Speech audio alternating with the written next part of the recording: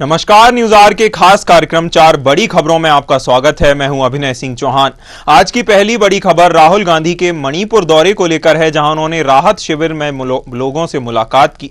दूसरी बड़ी खबर उत्तर प्रदेश में भाजपा की बैठकों को लेकर है, जहां तीसरी बड़ी खबर अमरवाड़ा उपचुनाव को लेकर है और चौथी बड़ी खबर छत्तीसगढ़ के रायपुर से है, जहां दक्षिण विधानसभा सीट को लेकर सरगर्मी तेज हो गई है। तो चलिए शुरू करते हैं 4 बड़ी खबरें।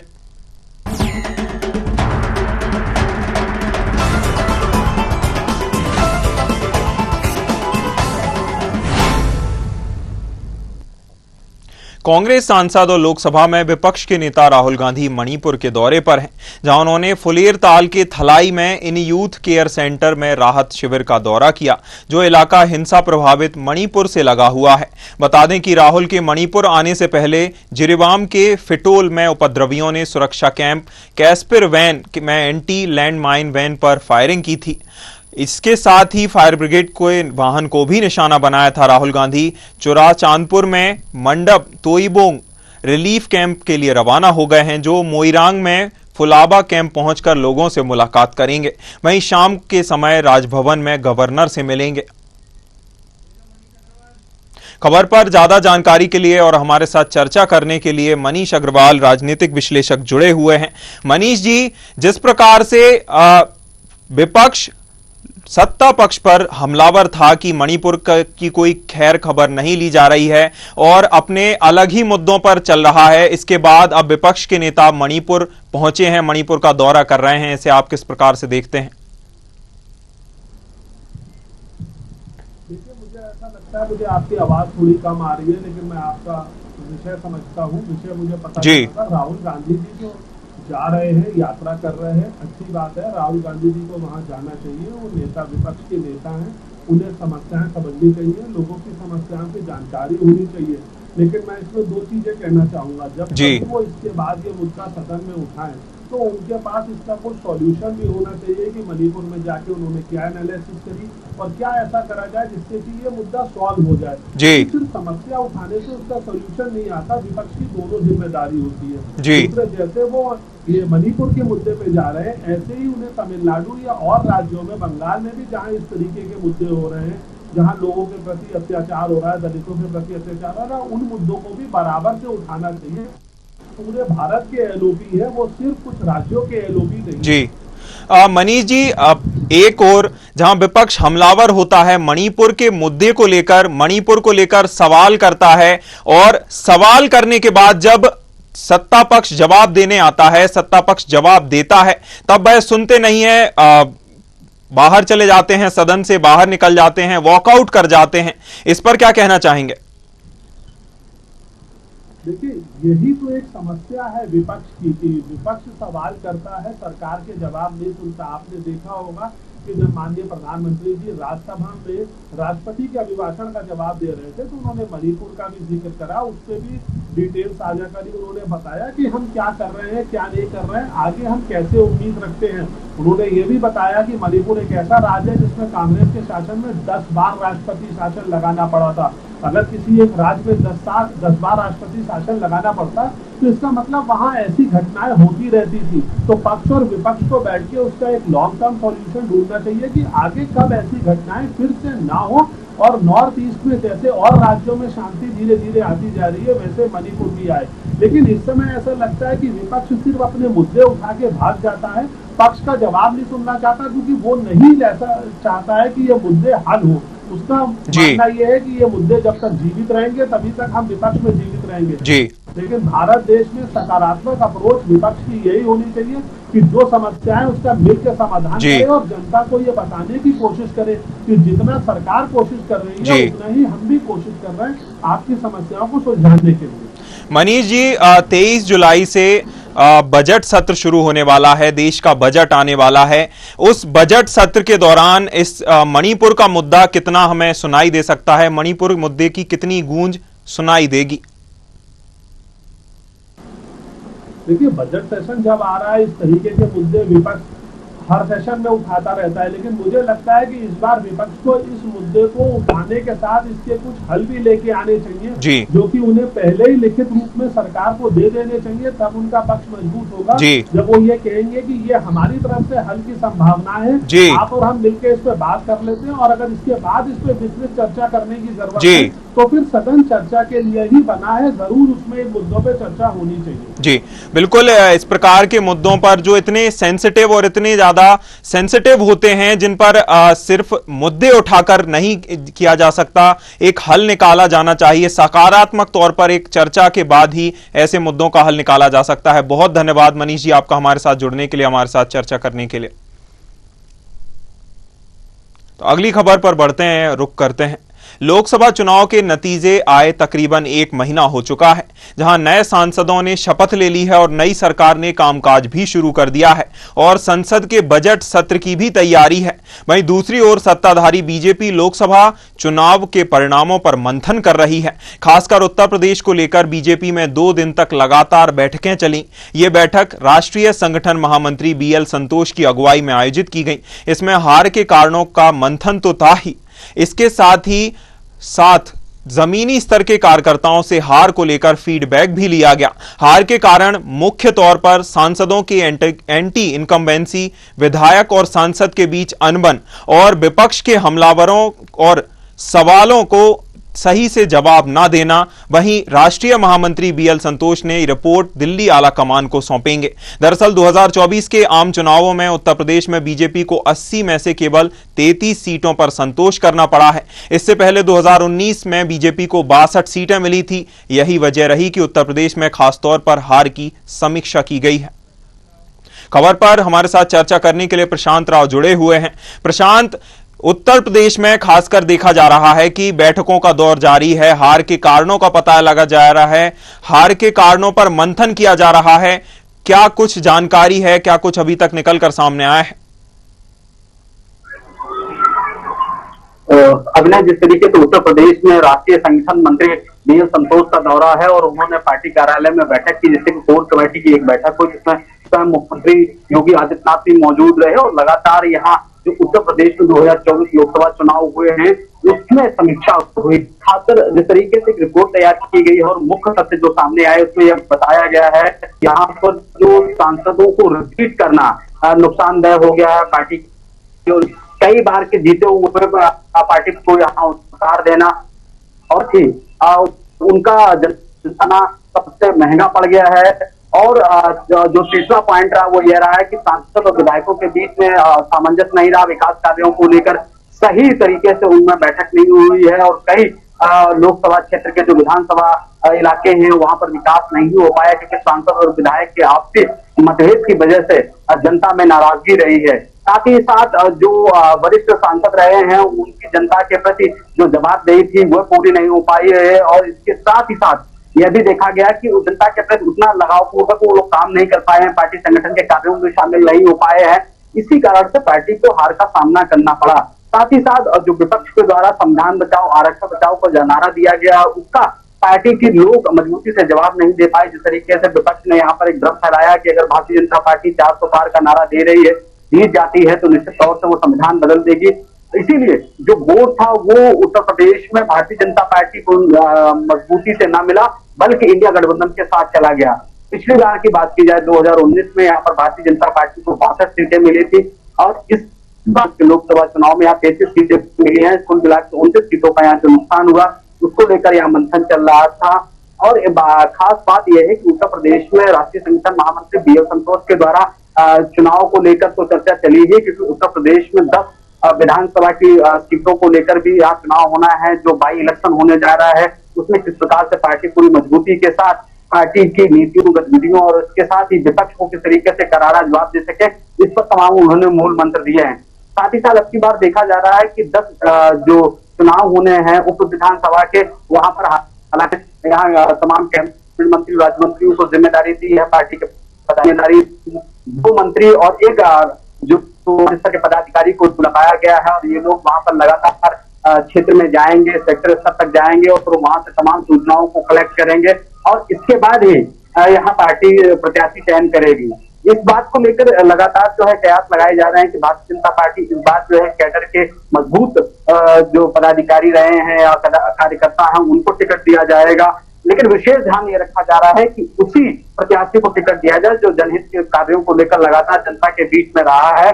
और इसके साथ ही साथ यह भी बीएल संतोष की तरफ से दिशा निर्देश दिया गया है कि जिताऊ और टिकाऊ प्रत्याशी को ही वहां टिकट दिया जाए, हारे हुए प्रत्याशी को या अन्य बाहरी प्रत्याशी को वहां टिकट न दिया जाए। जो जाति समीकरण, क्षेत्रीय समीकरण, उनको विशेष ध्यान रखा जाए, क्योंकि उत्तर प्रदेश में 2024 के जो लोकसभा चुनाव हुए हैं उसमें जो हार हुई है और ये जो विधानसभा चुनाव है वो भारतीय जनता पार्टी के लिए 2027 की मजबूती हो सकती है। इसलिए भारतीय जनता पार्टी के लिए जीतना अब जो है प्रतिष्ठा का दांव बन चुका है। बिल्कुल प्रशांत, जिस प्रकार के अटकलें लगाई जा रही थी कि बीजेपी नेताओं में, विधायक सांसदों में ही अंतर कलह देखा जा रहा है, वह कहीं ना कहीं जो निकलकर जांच के जो नतीजे हैं या जो बिंदु हैं निकलकर सामने आ रहे हैं, जो समीक्षा के बाद निकलकर सामने आ रहा है, वो कहीं ना कहीं सच साबित होता है। बहुत धन्यवाद प्रशांत आपका हमारे साथ जुड़ने के लिए, हमारे साथ चर्चा करने के लिए। तो रुक करते हैं, अगली खबर की ओर बढ़ते हैं। मध्य प्रदेश के छिंदवाड़ा जिले की अमरवाड़ा विधानसभा पर 10 जुलाई को होने वाले मतदान से पहले आज शाम 6 बजे चुनाव प्रचार थम जाएगा। बता दें कि अमरवाड़ा विधानसभा चुनाव के लिए उपचुनाव के पहले आज चुनाव प्रचार का अंतिम दिन है। यहां से 9 अभ्यर्थी चुनावी मैदान में हैं। अमरवाड़ा में 10 जुलाई को मतदान और 13 जुलाई को मतगणना होगी। अमरवाड़ा विधानसभा का उपचुनाव कांग्रेस और भाजपा के लिए नाक का सवाल बन गया है। दोनों ही पार्टियां इस सीट को जीतने के लिए पूरा दम लगा रही हैं। चुनावी शोरगुल थमने से पहले भाजपा और कांग्रेस के दिग्गज नेता वहां चुनाव प्रचार करने के लिए पहुंच रहे हैं। जनता को रिझाने के लिए नेता कोई कोर कसर नहीं छोड़ रहे। इस दौरान नेताओं के अनूठे रंग भी देखने को मिल रहे हैं। खबर पर ज्यादा जानकारी के लिए सत्यम शर्मा हमारे साथ जुड़े हुए हैं। सत्यम, अमरवाड़ा का में आज चुनावी प्रचार थम जाएगा, चुनाव प्रचार का आज आखिरी दिन है। इससे पहले किन नेताओं ने आकर प्रचार किया और ऐसा क्या उन्होंने बोला जिससे जनता को रिझाया जा सके, अपने पक्ष में वोट किए जा सके? देखिए, अब अमरवाड़ा को चुनाव कांग्रेस और बीजेपी दोनों के लिए अब शाख का चुनाव बन गया है। कमलनाथ भी अपनी शाख बचाने के लिए अमरवाड़ा में लगातार कूद चुके हैं। 2 जुलाई से वो लगातार चुनावी प्रचार प्रसार मैदान में है।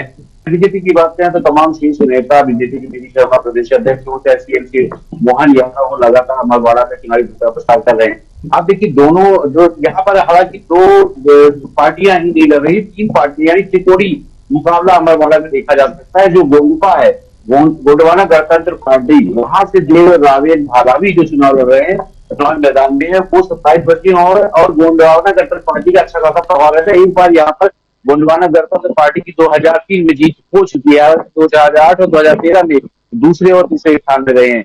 बात करें तो कमलेश शाह हर्रई राजघराने से आते हैं और कहीं ना कहीं राजघराने उनको फायदा भी मिलता है, क्योंकि उनके जो दादाजी थे वो भी विधायक रहे हैं, उनकी माँ जो है वो भी विधायक रही है कांग्रेस से। उसके बाद जो उनकी छोटी बहन है वो बीजेपी में ऑलरेडी है और बड़ी बहन भी बीजेपी में अब शामिल हो चुकी है। जो उनकी छोटी बहन है वो बीजेपी में जिला अध्यक्ष भी रह चुकी है। तो जो बैकग्राउंड है कमलेश यादव का, वो राजघराने का, हर्रई परिवार से, राजघराने से ताल्लुक रखते हैं और अच्छा खासा प्रभुत्व भी है। लगातार वो पिछले चुनाव में जीत भी हासिल किए थे। वहीं पर देखिए तो जो बात करें जो दूसरे प्रत्याशी कांग्रेस के धीरन शाह एक दादाजी जो वहां के प्रतिष्ठित माना जाता है, अंचल कुंड धाम के दरबार से आते हैं और कहीं ना कहीं यहाँ पर भी उनका प्रभुत्व है और लोगों का भी मानना है कि उन पर आदिवासियों की जो दादाजी है उन पर बड़ी आस्था है। उसको लेकर भी कांग्रेस लगातार गई। जब कमलनाथ चुनावी मैदान में कूदे थे तब वो सबसे पहले वो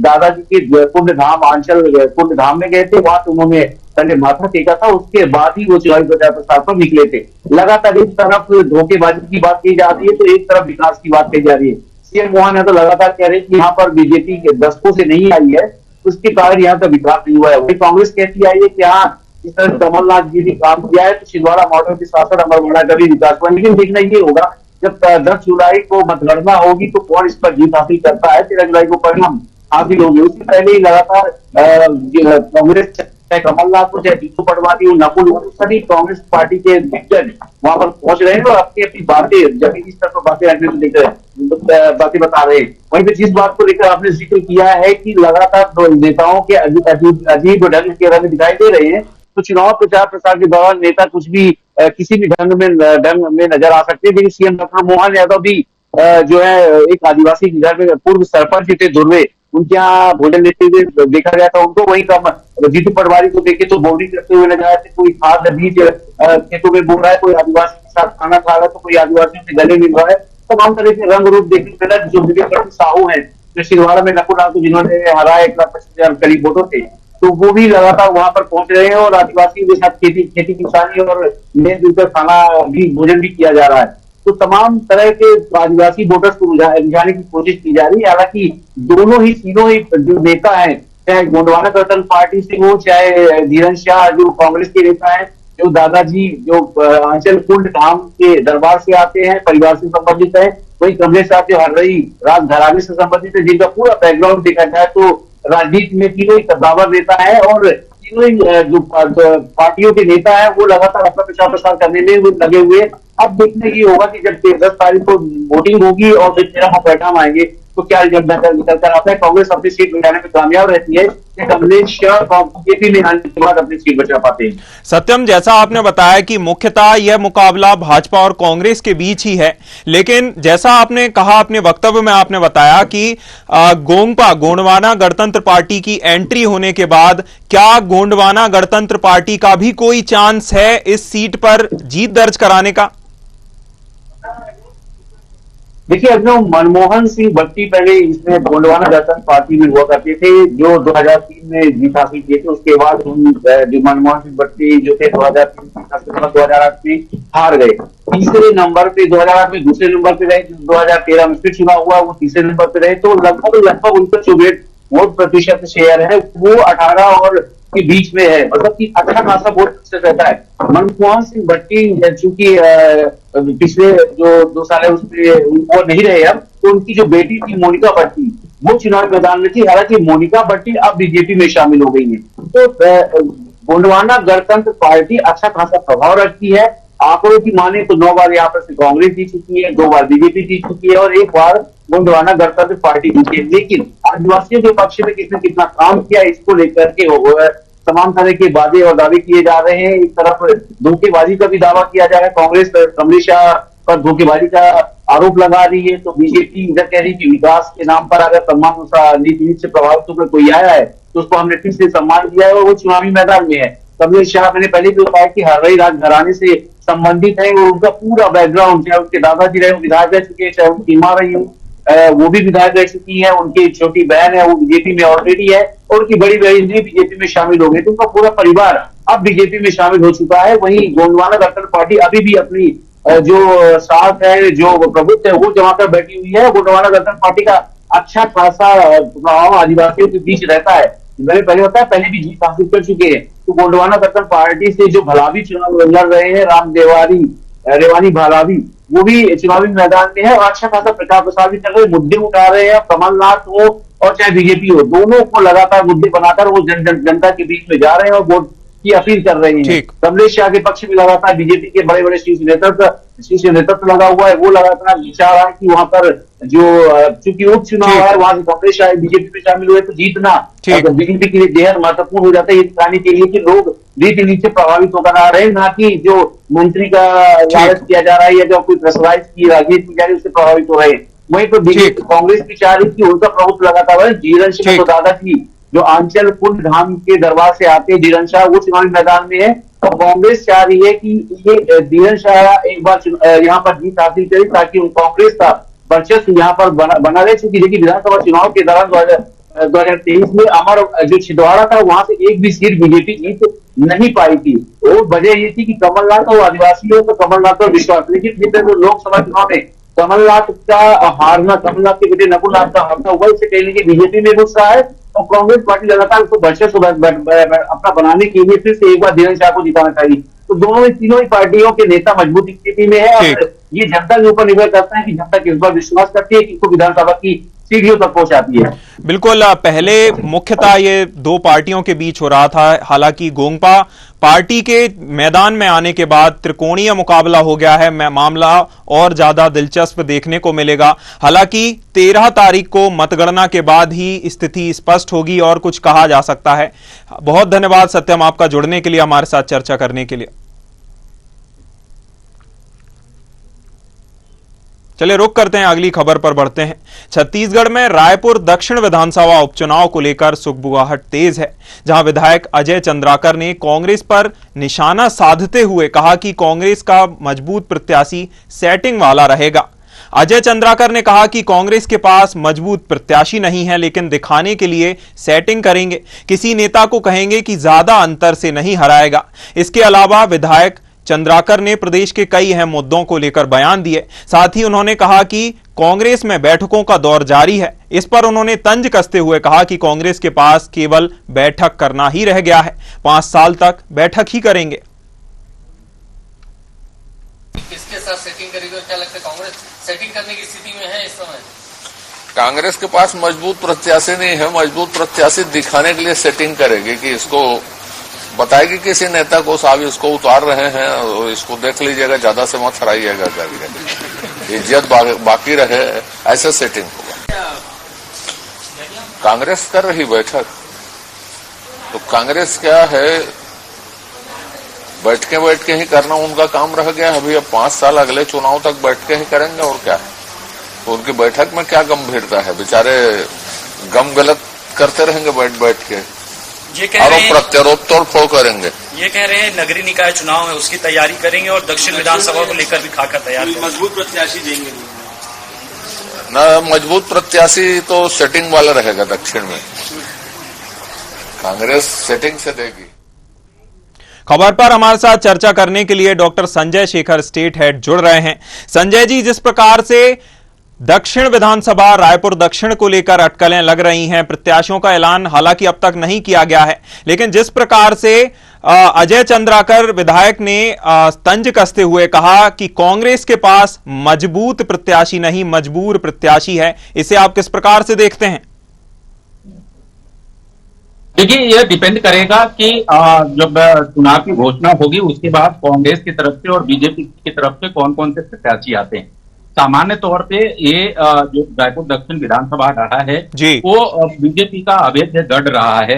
बृजमोहन अग्रवाल लगातार वहां से जीतते रहे हैं, लेकिन बृजमोहन अग्रवाल को वहां से हटा दिया गया, कैबिनेट से हटा दिया गया, केंद्र में उनको कोई महत्वपूर्ण जिम्मेदारी नहीं दी गई है।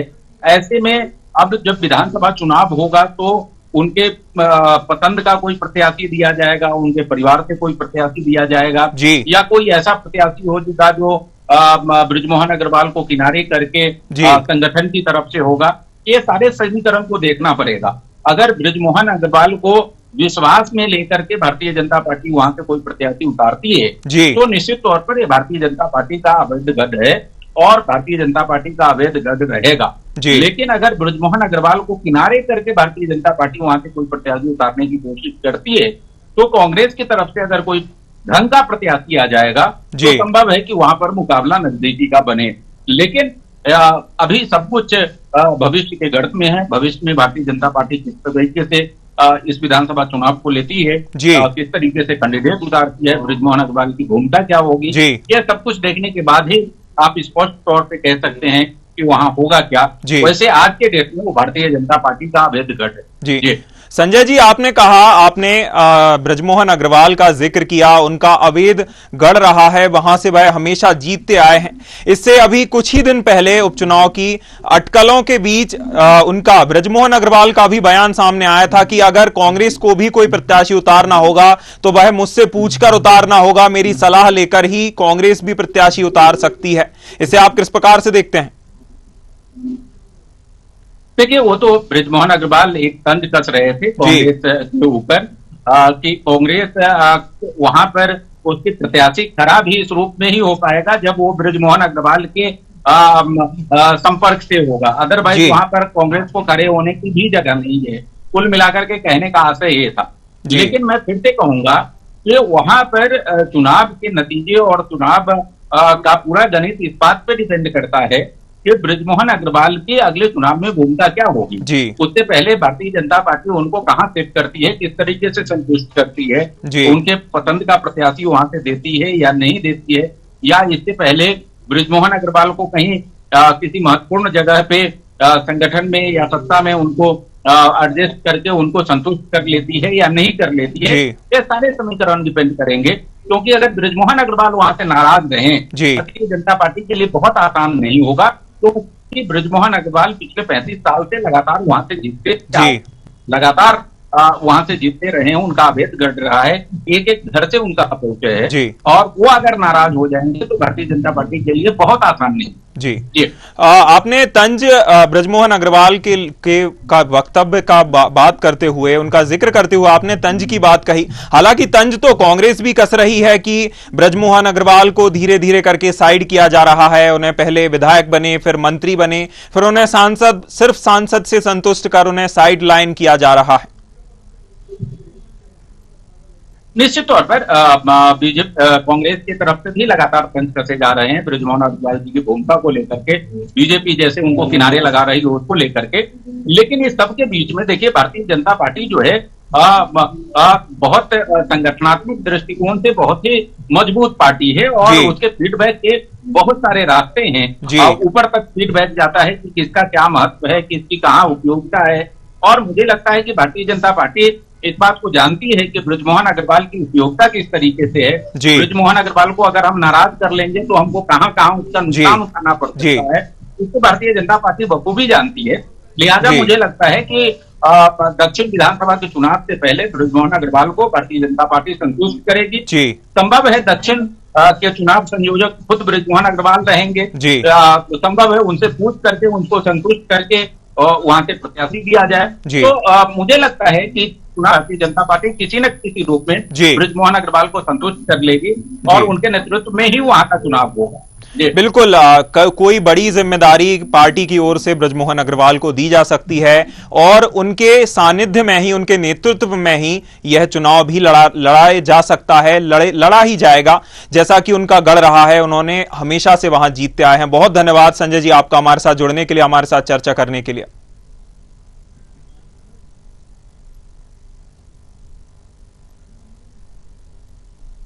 चार बड़ी खबरों में फिलहाल इतना ही। न्यूज़ आवर पर खबरों का सिलसिला लगातार जारी है। नमस्कार।